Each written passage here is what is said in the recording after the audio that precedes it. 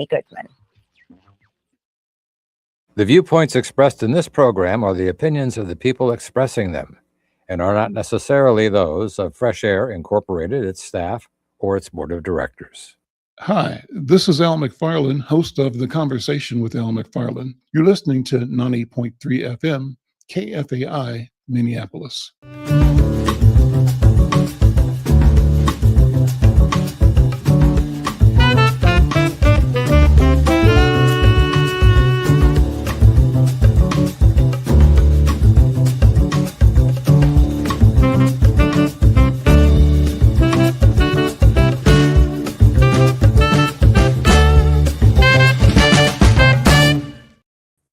I'm Al McFarland. Welcome to The Conversation with Al McFarland. I'm glad to be here and glad to have you along as well. Today is Tuesday, February 17th, 2026, and we want to have a conversation today about things going on in our community and in our world. One of the things that's top of mind for me and many of you will be just noting the life contribution, the life work, and the transition of Reverend Jesse Jackson. And hopefully over the course of the hour, I'll refer to some of the stories that I know about having interacted with him or watching and supporting and sort of being inspired by his leadership, his example, his brilliance, his genius over the lifetime that I have witnessed and watched Reverend Jackson. So also, if you have a Reverend Jesse Jackson story or a question, I'd love to have you in the conversation as well. You can do that in a couple of ways. One is if you are connecting with us on any of the social media platforms, LinkedIn or Twitter or Facebook or YouTube, just drop us a note. We'll watch and monitor the feed. We'd be glad to shout you out and thank you for listening and participating. Yeah, a note already from the Big Cheese. Thank you so much. Rest in peace, Reverend Jesse Jackson. And if you've got a Jesse Jackson story, this is a time to tell it. It's a place where we can celebrate him, celebrate his vision, his work, his leadership, and the impact he had on the world. You know, so on any of the platforms, if you want to come on the show, just drop us a link. In fact, we'll put the QR code on screen and we'll monitor. And if you're interested in being on screen with us on our social media platforms, we'd love to invite you to share in that way as well. Let me begin by sort of telling one of the stories that come to my mind about Reverend Jesse Jackson. And once when he was in the Middle East on a peace mission, I think the effort was when he was trying to connect with the captors in Iraq of, I think it was Lieutenant or Officer Goodwin, I believe was the name, and who'd been shot down. He was an American pilot who was shot down and held captive. And Jesse Jackson, Reverend Jackson, was dispatched himself to intercede on behalf of the airman and his family in an effort to get him released by that country. And so I'm sitting here at home, 2 or 3 in the morning. I get a call from a guy that is a Minneapolis guy, a friend of mine, who had joined Reverend Jackson's staff and who called me from Baghdad. I think it was in Baghdad.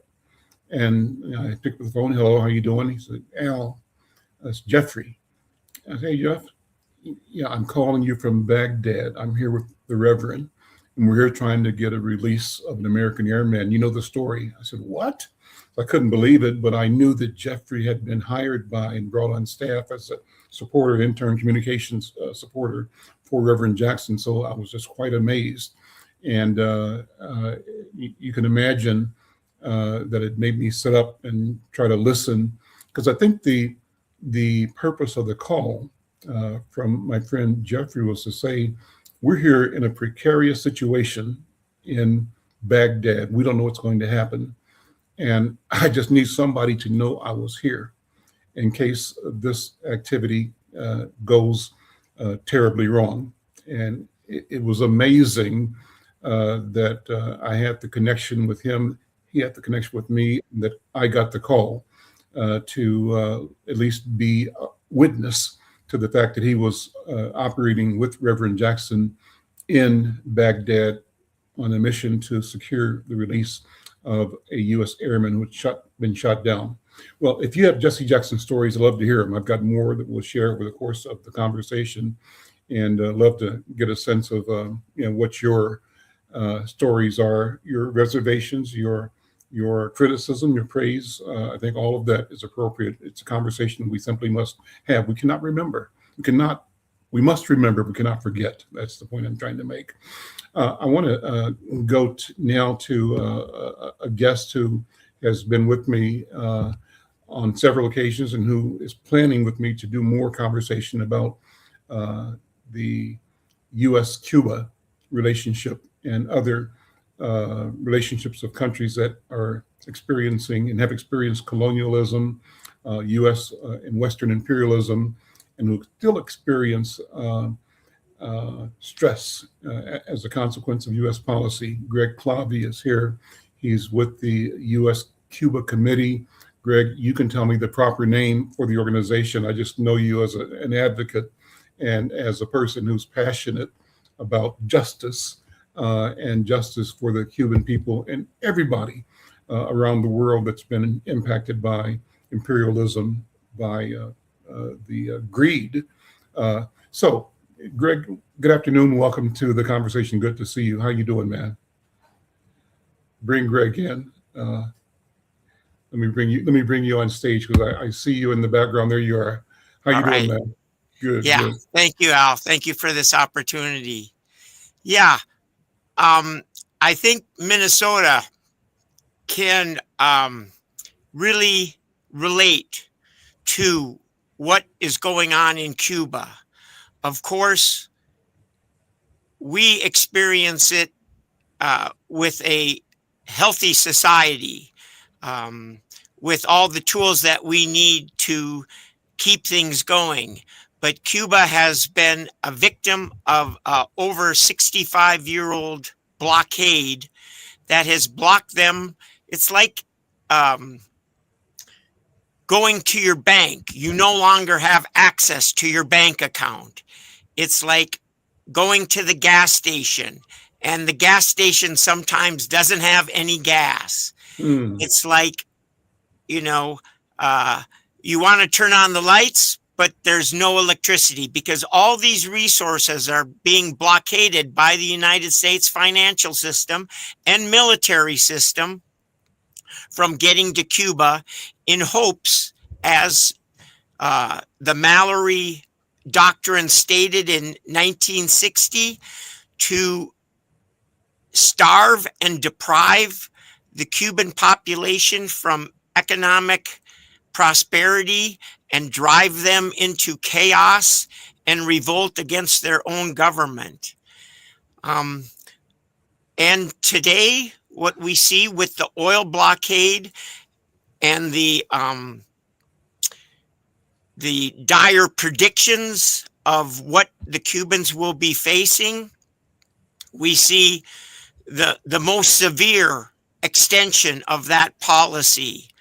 And I think it has a very much connection to what's happened in Minnesota these past couple months.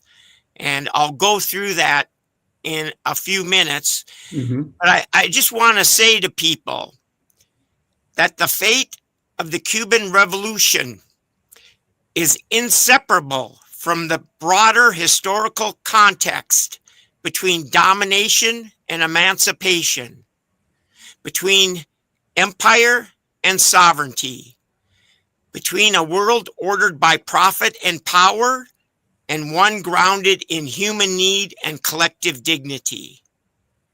So I want to start with that right there. That's powerful in and of itself. Yes, absolutely. What a wonderful statement, a powerful statement. So to our listeners, if you've got feelings, comments, questions, we'd love to have you engage in this conversation as well. You can connect with us either through YouTube or Facebook or LinkedIn. Those are the channels we're streaming live to. I think we're streaming live to X as well. We'd love to get your feedback and your comments on the question of the relationship between the U.S. and Cuba, the relationship between oppressed people and powers that seek to deprive the many for the benefit of the few. We also, over the course of the hour, want to keep Reverend Jesse Jackson and his family and their work, his work and their work in mind, because it's all related. It's all the same mission that we share for liberation and for freedom of human beings across the planet. So, Greg, go ahead and take us back into the items you said you'd come back to, and that is the story behind the embargo and the recent ratcheting up of the oppression, efforts to further decimate the hopes of the Cuban people because of U.S. policy under the Trump regime. What's the story? So we know that this has been happening, but what's been turned on its head is the reporting of corporate media, where they've joined to the hip with the oligarchy that runs our government to portray freedom as the freedom that we have to buy any product.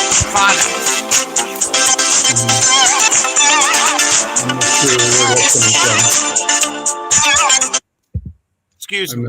I'm not sure up in there. Go ahead. The freedom to buy any products rather than having the freedom to be free of oppression, to be free of the constant worry of health, of having work, of having health, of having education. Mm-hmm. And we lost your sound for a second there, Greg.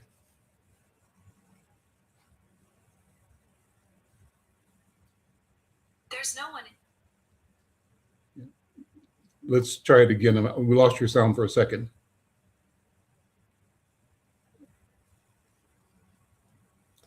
Yeah, and somehow you're muted. We'll try to get that connection established again.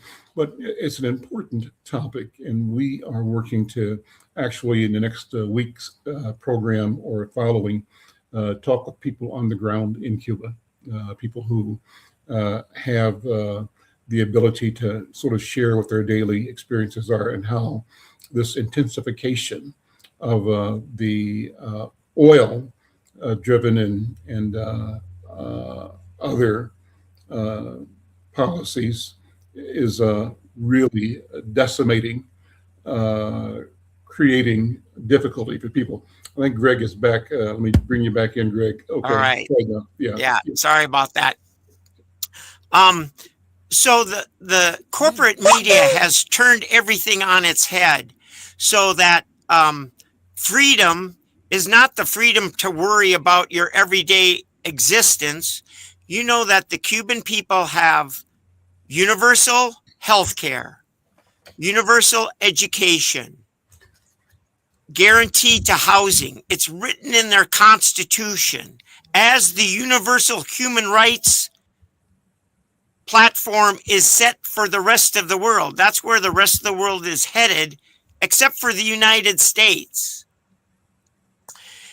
And so people that do not have the equal opportunity to those things cannot transcend to a higher calling, whether it's a profession, whether it's taking care of a family, whether it's to pursue another career. So Cuba has mandated that be in their constitution. Not only that, but they've mandated protection of the environment in their constitution. It's the first country that has put in the constitution protection of the environment. that it's a human right, or it's the planet's right to have environmental protection. And so how has that been created? It's only been created by a true democracy. Only all the people having the same power, the power of the vote, can be involved in setting the agenda of a nation. Not just the people in power, but all the people. So how do they, why do we say we have democracy, but the majority of the people in the United States say, yes, we should have universal health care. Yes, we should have education for all. Yes, housing should be a guarantee. And we in Minnesota know that we want this, but the majority of the people in our nation don't, but we don't have it. So how is that a democracy? But in Cuba, they have it. It's because they've set up a system that does not require spending money to get into office. They start at the local level. So say we have the wards of Minneapolis. We know the people in our ward, say Robin Wansley. We know Robin Wansley. We know her service to the community. We've elected her. When we elect people to the municipal level, we trust them with with the decisions they make that affects our livelihood. So in Cuba, all the people that have been elected at the municipal level, they will vote on who is going to represent them at the state level, or in Cuba, it's the provincial level. So even the person that's going to be the president of the country has to be elected at the local level. And not only are those municipal representatives electing the state representatives amongst their own peers, but then they have representatives that represent women's organization, representatives that represent farmers, that represent students, that represent workers, the people that actually make the country run. And they are all elected to the provincial level, and that continues on to the national level. And then the national level, they do the same process in electing their cabinet, which is called the Council of State. And the Council of State then elects who's going to be president. And it's no money involved. And when they have constitutional, and they rewrite their constitution like every 20, 25 years, they'll add new things. They'll add LGBTQ rights to the Constitution, et cetera, and et cetera. Like I talked about the environmental, the family code was the last. And that's only done with consistent discussions at the neighborhood level, at the factory level, at the school level. And everybody says, oh, you take out this suggestion and we have this suggestion. And it's rewritten and rewritten, and they have these meetings over and over again until finally they come up with a consensus, the best that they can get, and then everybody votes on it. So when we talk about multi-party systems, we talk about which party has the most money to elect their representative. It's not based on the service to the country of that person like it would be known on the local level. You can't fool anybody with slick commercials to get into office.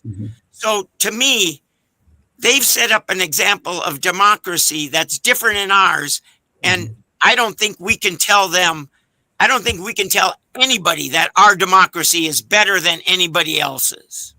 Yeah, that's interesting because I've been listening to a lot of the discussions about the emerging young governments in Africa, particularly the ones that are actually led by military people in Burkina Faso, in Chad, not Chad, but Burkina Faso, in Niger, and in Mali.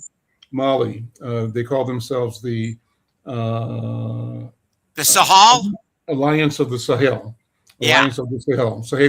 Alliance of Sahelian states. But what they are questioning is the veracity, the honesty of so-called Western democracy, and whether what we know as Western democracy is really a ruse or is something that works against actual equality, egalitarian access and voice. And you've kind of described that. You've described a process where the people who ascend to serve ascend based on service in their local population, the wards, as you refer to in Minnesota. And out of that group, a provincial, and out of that group, a national leadership, but there's a direct connection between the voter. It's not two separate transactions. It's an integrated evolution of responsibility and accountability that really falls back to the individual voter in her or his community and other organized like labor and women and groups within the population. And so they're questioning that. And I think what they're saying is that there might be other models.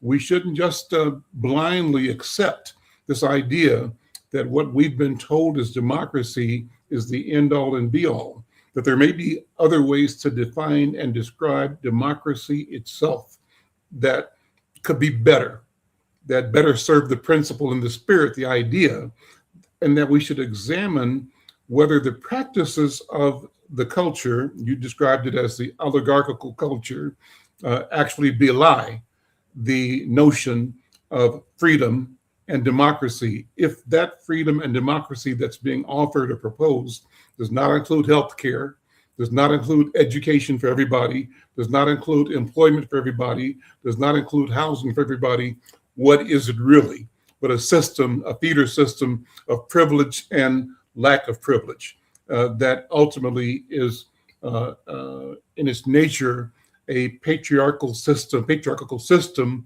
that advantages the few, the most powerful, and disadvantages the masses of people. So that's kind of the dilemma that we're looking at globally, I think, right now, but looking at more clearly now because we have the means to do so with telecommunications. And this conversation, I think, fits in that construct. We're going to organize this meeting with colleagues of yours from Cuba in the next couple of weeks.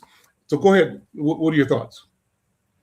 So, yeah, we're talking about a world with the choice is domination, empire, and a world ordered by profit and power. In comparison to one,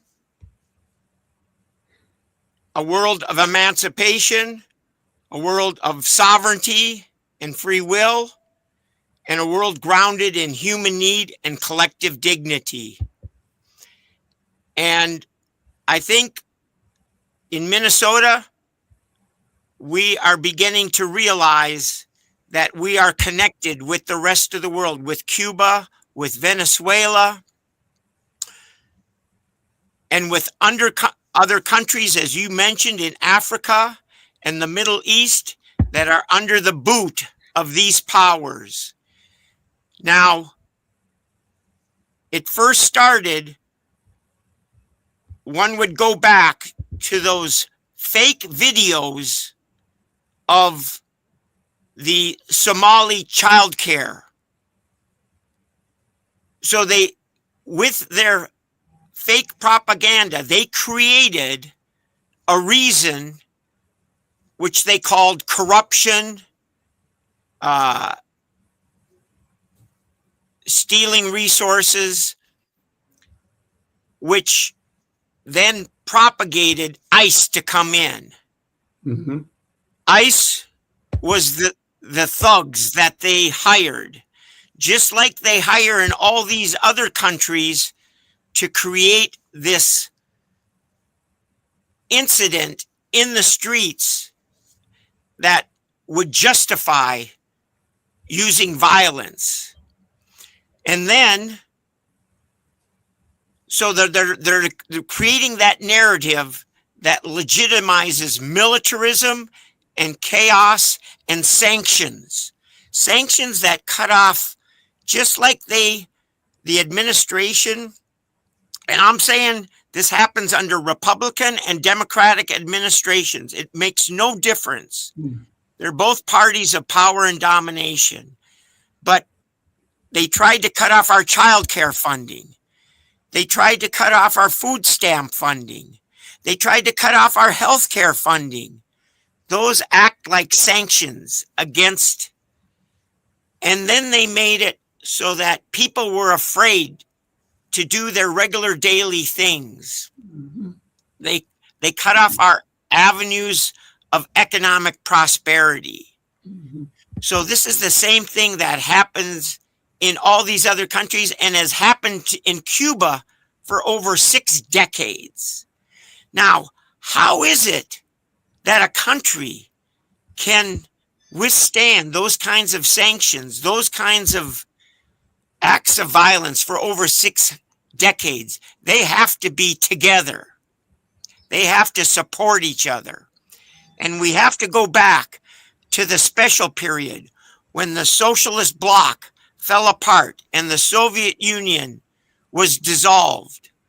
Cuba lost 2/3 of its economic power. And they were put in a situation like they're facing today.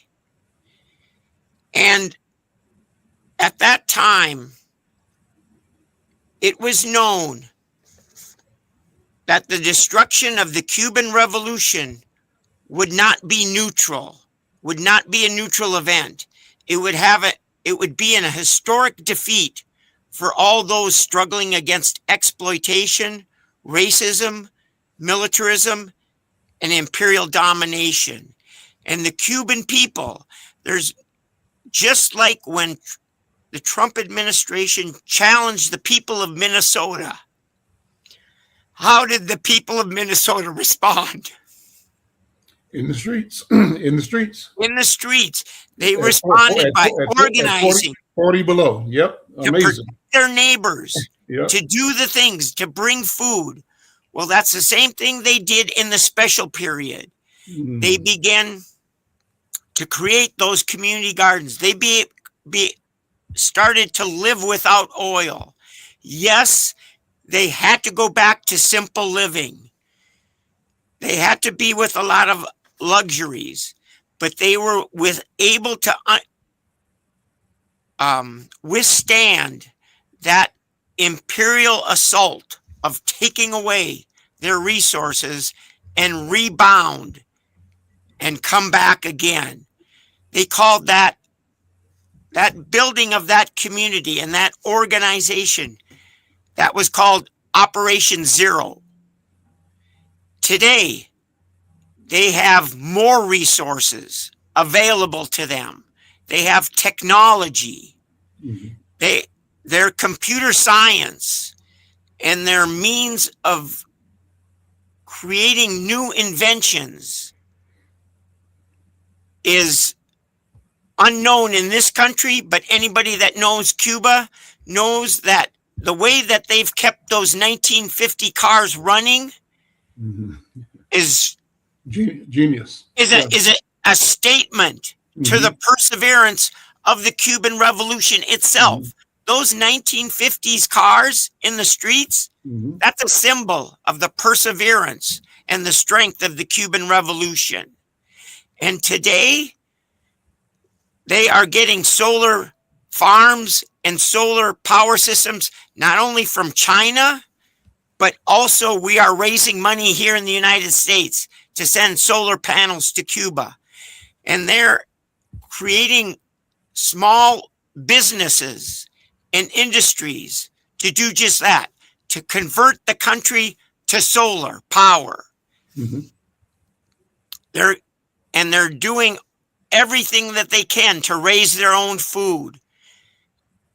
And so I think today with that organization and the new technologies that they have available to them and the connection to the rest of the world, that they will be able to surmount this attack, this oil blockade, and others will come to their rescue. It's now internationally known that governments and civic organizations are organizing ships full of humanitarian aid, including solar panels, food, medical aid, that is going to flow into Cuba from all corners of the world, including the United States. So what's the threat? The committee is raising money. What's the threat, though, of the tightening of the embargo? I mean, give me the story about the oil tankers that were under Russian flag, either that were prevented or deterred from delivering needed fuel to Cuba. What's going on with that? What's going to happen? I mean, this is a showdown, but the problem is the showdown is also happening simultaneously with blustery in Iran, blustery against the so-called allies of the U.S. over Greenland, and I think is not inconsistent with the showdown in Minneapolis and St. Paul. It's the same spirit driving all of that, and that is, as you said, Greg Klawe, is to demoralize resistance, to break resistance, and to allow people to accept a new narrative, to normalize the presence of a heavy-handed state and call that normal, to describe democracy as something that it is not, and have people genuflect to this raw and abusive power, and to reflect that they accept the inevitability of oligarchical control as a planetary necessity or reality, but it is not. That's just the story. Yeah. Talk about the resistance. It's the breakdown of international order, Mhm. of all the conventions and treaties that were set up, that were accepted by all nations, including the United States. We as a government have signed on to this international laws and treaties and conventions to try to prevent world wars from happening. Mhm. Well, this has been thrown out the window by the government in Washington. And why? They took the extraordinary steps of attacking Venezuela, a country that had no threat whatsoever. None of these countries have ever threatened the United States. They've always only wanted to cooperate. Mhm. And in fact, with Cuba itself, we have over 13 presidential administrations. We have archival records of the Cuban government coming to the United States saying, we want to cooperate. We want to trade with you. But it was never allowed by those in power. It was kept secret that these peaceful hands out to the government was ever mentioned.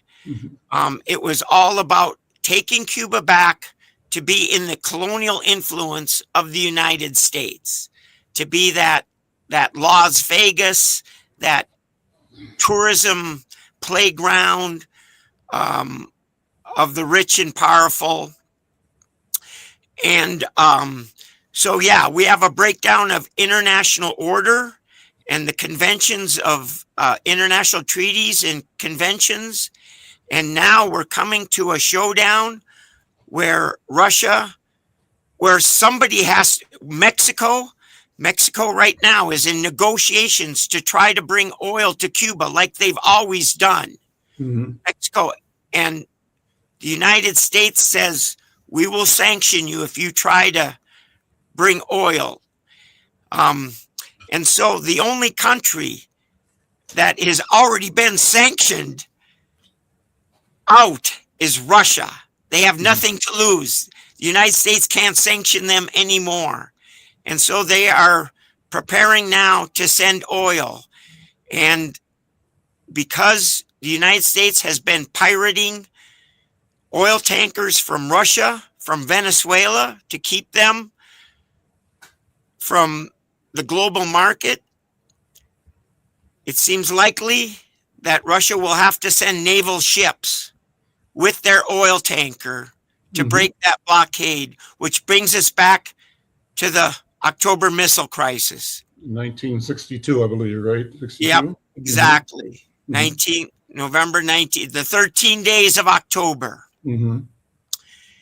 And so what does that mean? I mean, how do you imagine that unfolding?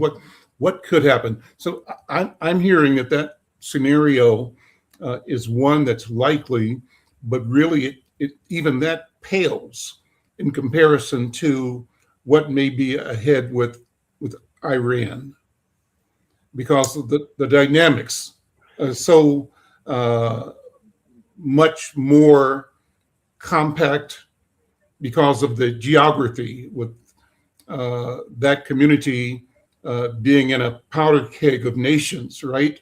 And people seeing their lines of sovereignty at stake and at risk, as well as their sense of sovereignty being challenged by the West and by Washington in particular. yeah, How do you compare those two? And can they do them in tandem, or can the response of the people be not only in tandem but universal and global? well, it's my analysis that the only response that can come is from the American people. That, like the people of Minnesota, we have to resist this new fascism that's happening from the halls of Washington, D.C., and the people that are there right now. And I think that means that here in Minnesota, we have to put extra pressure on our representatives. Now, we know that Ilhan Omar is not afraid to speak up. That's right. And because of that, she has been threatened so many times. And it's very important that the people of Minnesota, that the people of the 5th District protect our leaders like Ilhan. We have to create a moral and physical force that protects her wherever she is, whenever she's with us. And we have to get Amy Klobuchar. If Amy Klobuchar wants to be the governor of Minnesota, she has to step up and show us that she's got a backbone. Right now, she's not speaking up. She's supposed to be a champion of Cuba. Remember in the days when the Democrats had control. But it was all talk. Now she's got to step up and say something. She had the national platform when she was running for president. She still has that national platform. She has to step up and speak out. It's not about political consequences. This is a moral issue now. One of our viewers on, I think he's on YouTube, The Big Cheese, put a post that you can react to. He says that he predicts that after regime change, he's saying that Trump will succeed, tourists, Cuba will be the #1 tourist attraction in the entire Caribbean because of corporate investment and Cuba's rich and diverse culture. And he also goes on to say he believes that Trump will win. I disagree, but I appreciate his laying it out there as a possibility.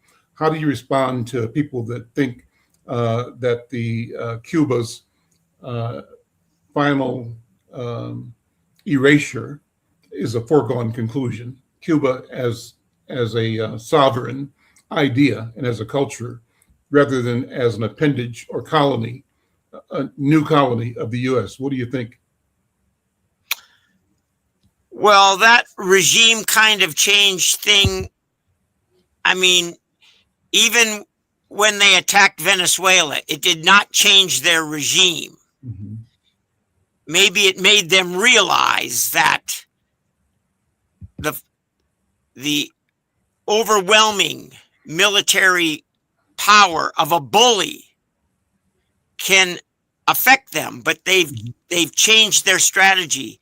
But let me say that to make the Cuban people suffer in order to create that kind of world that this person mentioned is an act of heinous criminality. Mhm. It's like spousal terrorism. Mhm. It's bullying.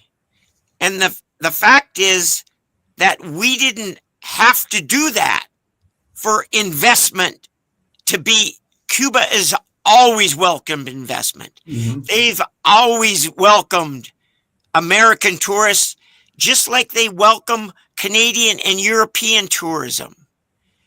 And it's only the United States that's been blocking investment, blocking American businesses from doing business with Cuban businesses, blocking American people from being tourists in Cuba and enjoying the rich culture that they have. Cuba has not been blocking this world of coexistence. It's been the United States and those heinous criminals of Florida who in power, those people who used to control Cuba, like the mafia controlled Mhm. Las Vegas, or the Mhm. mafia did control Cuba. That's who wants Cuba in that position that this person that you recited Mhm. what he thought would happen wants to happen. He wants to turn it back into a domination of Cuba's culture, resources, their tourist resources, but all their other resources. Yeah, they've got the best rum and the best cigars. They have the best dancers and the best music. But how come we don't have Cuban bands playing in the United States? Mhm. People would flock to see Cuban bands. They flock to the Dakota. Whenever we get Cuban bands that they've had to actually leave the country in order to play internationally. Right. That's right. Yeah, they if they make money in the United States, they can't send that money back to Cuba. Mhm. It's illegal for any Cuban who makes money in the United States to send that money back to the people, their family, and their friends. Mhm. Yeah, that's the kind of way that we've turned this whole situation upside down so that people can recite those kinds of crazy outcomes that it started in Vietnam. You had to destroy the village in order to save it. That is colonial thinking. Mhm. That is patriarchal thinking. And that has to end because now international solidarity, now this new world order that people are beginning to see, and hopefully the people of the United States, through the example of Minnesota, are beginning to see that we have to change our operating system. Mhm. We have to go to a new operating system, not one where it's controlled by the algorithms of the powerful and rich, but the ones that the algorithms are controlled by human need and collective dignity. So now it's more important that this new internationalism, this solidarity, means defending and preserving the Cuban Revolution. As Vidal said in the special period, to defend this trench, this bastion of socialism, is the greatest service we can offer humanity. This is not a rhetorical flourish. It is a strategic and moral diagnosis of the new global conjuncture that we are in today. And the people know that it's happening. So, I've been, Greg, asking guests of late to teleport themselves to a degree to the future and ask you to put on your futurist hat. And let's operate with the thought that, say it's 100 years from now or 200 years from now, and let's operate with the principle that we won. We won.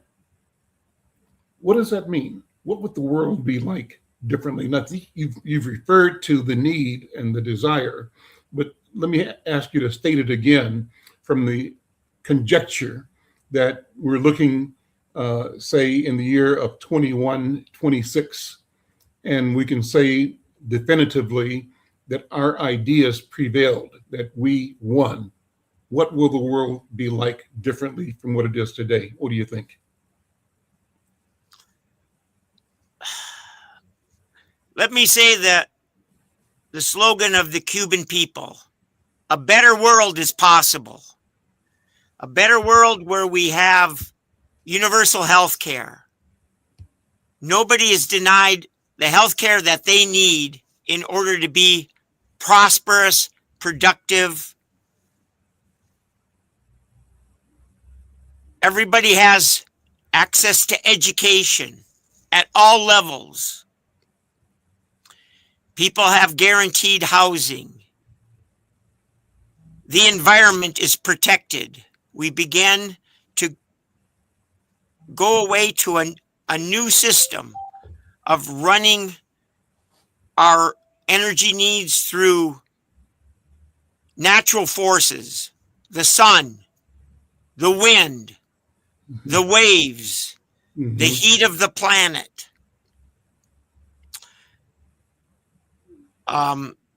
It comes from building community and keeping those resources recycling back in our communities. And within our communities, we share with other communities within our state. And our states create communities that share with each other.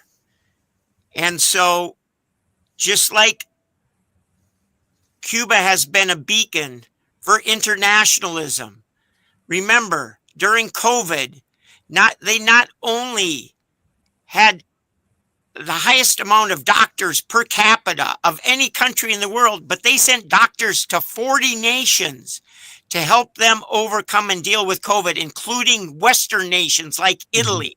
And everywhere they went, they were applauded. People would come out in the streets, bang pots, and sing as the Cuban doctors walked through the streets to thank them. What does the United States do? They try to stop that medical internationalism, that way that Cuba is sharing its human resources, that knowledge of the people that they've provided the education to with the rest of the world to help them build their own healthcare systems. The United States is in a process now of telling countries like Guatemala, Antigua, Brazil, even Mexico, get rid of your Cuban doctors that help the poor and the displaced, that our Western healthcare system has not set up to help. Tell them to leave those poor and displaced communities that never had healthcare before. Mhm. until the Cuban doctors came. Mhm. And you know the Cuban doctors are highly prized, Mhm. not only in the rest of the world, but here in the United States. And even today, Cuba offers free scholarships for people of color, people in poverty, to go study to become a doctor in Cuba for free. We have hundreds of doctors in the United States helping urban poor communities or rural reservations that have been given those gifts by Cuba for free. That was set up by the Black Caucus back in the 1990s during that Mhm. special period. Yep. That was Black congressmen and Fidel came up with that program. But also we know, so instead of military, they're sending out medical people. They're sending out teachers to Mhm. help people read and write, to teach literacy in countries where areas of countries where they never had it before. They send out sport coaches to help people become involved in a sport. And you know that through sport, you build up your body and your mind. Yep. Sport provides an avenue for discipline and health, And that teamwork. And teamwork. teamwork, Yeah. teamwork, Mhm. teamwork. So all those things, yes, Cuba has provided to the rest of the world, and the United States is trying to block that. It's Let me pivot, so Greg. terrible. Let me pivot a little bit and take a few minutes to talk about Jesse Jackson. Did you know Ah. him by any chance, or what do you know about his work, and what does he mean to the movement? Well, Be- thank before you for respond, asking. let- Thank you for asking. Before you Because it was, respond, let me just share this. yes, I'm looking at a report that came in from the Joint Center for Political and Economic Studies mourning the passing of Reverend Jesse L. Jackson Sr., who they describe as a monumental figure in the American civil rights movement, also as a two-time presidential candidate and a lifelong champion of justice, equality, and Black political empowerment. Reverend Jackson was 84. And their statement just reminds people that Reverend Jackson dedicated his life to the belief that every person, regardless of race, class, or circumstance, deserved dignity. We're talking about that, opportunity, and a voice in the democratic process. That's exactly what we've been talking about for the past 50 minutes, Greg. And their acknowledgement of him says that from his early days, he was a young protege of Dr. Martin Luther King Jr., and he also became the founder of Operation Push and the Rainbow Coalition, which he built into one of the most consequential institutions in American public life. He was present with Dr. King at the Lorraine Motel on April 4th, 1968, and he spent the rest of his life carrying forward the unfinished work of the movement, registering voters, challenging corporate discrimination, negotiating the release of hostages abroad, and demanding that America live up to its promise. Well, I'll stop sharing that just to look at a memory and then have you come in, Greg, on this. I remember the pictures you see. You'll see them in the next several days of Jesse Jackson, Reverend Jackson, and others who were actually in the parking lot of the Lorraine Motel when Dr. King came out of his room on the second floor, was speaking to them from his balcony, right? When the shots rang out that took his life. And the question becomes, how much trauma does a person live with for the rest of his or her life, having been in a conversation with Dr. King at the moment of his execution? And that's just a powerful thing. My own connection to that, Greg, is that the day before that, at that time, I was a 20-year-old sailor in the U.S. Navy. And I happened to be on leave or going on leave coming from Jacksonville, Florida through Atlanta, going to Worthington, Minnesota, where my family lived, right? And so when I was in the airport, I looked and saw one guy standing alone with a trench coat draped over his arm, sort of maybe deciding where to go. And I said, "Oh, that's Dr. King. Should I go say hi to him?" I had met Dr. King before because when I was a freshman at Morehouse College, I was involved in student protests. Dr. King led protests from the AU Center, the Atlanta University Center, of young people and community people who were protesting the Georgia legislature's refusal to seat Julian Bond as a state senator, duly elected by his constituents in Atlanta, and they refused to seat him because of his position against the war in Vietnam, right? So I saw Dr. King, I went and spoke to him, brief encounter. I call it a gift in retrospect because, and I don't remember the words he said, but the feeling he said was, go in peace, my son. That's kind of what the feeling was. And I was a young Turk, wanted to be activist, but I was in uniform as a military person and conflicted about my status as a sailor and my status as a Black man in America, that our military was part of the suppression, but you could also say part of the change towards liberation, because a lot of us came through that process thinking differently about our power to change things. I left that encounter heading to Minnesota. He left that encounter heading to Memphis to die. Yeah. What Wow. a thing. What a thing. So talk Powerful- about Powerful Jesse memories. Jackson. Yeah, Yeah. I remember coming out of school as an 8th grader and hearing about the assassination of Martin Luther King and how it struck all of us as we left school. Everybody's head was hanging low, and everybody felt that sense of pain that was channeling through the country. And in regards to Jesse Jackson, I had the privilege of working with the Rainbow Coalition and furthering Reverend Jackson's nomination as the Democratic candidate for president in 1984. And at that time, I was living in Bemidji. I went to school at Bemidji State University, was living in Bemidji, and working with Paul Wellstone and other community members, we actually convinced Jesse Jackson to come to Bemidji, and he created the largest political rally in the history of the Bemidji area. Not since thousands of people came out to see him, filled the streets, filled the hall that he was speaking in.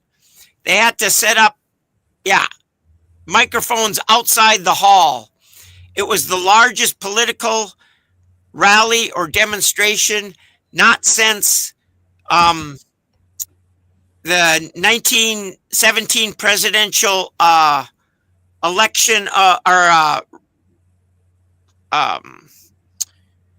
campaign of the wobbly president Okay.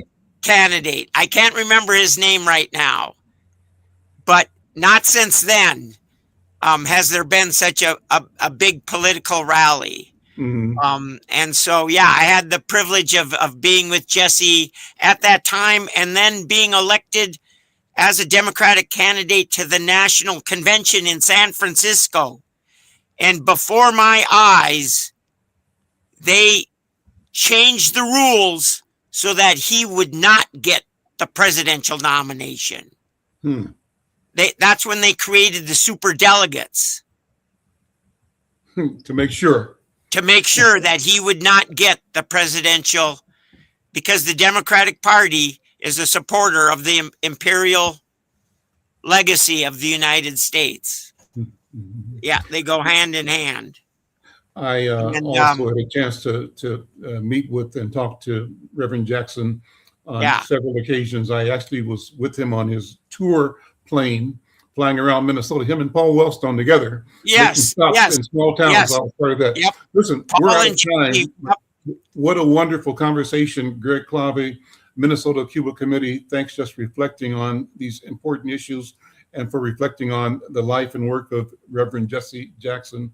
Rest in peace, Jesse Jackson. We'll come back shortly with more about Cuba. Go ahead. Yeah, and one more thing. Yep.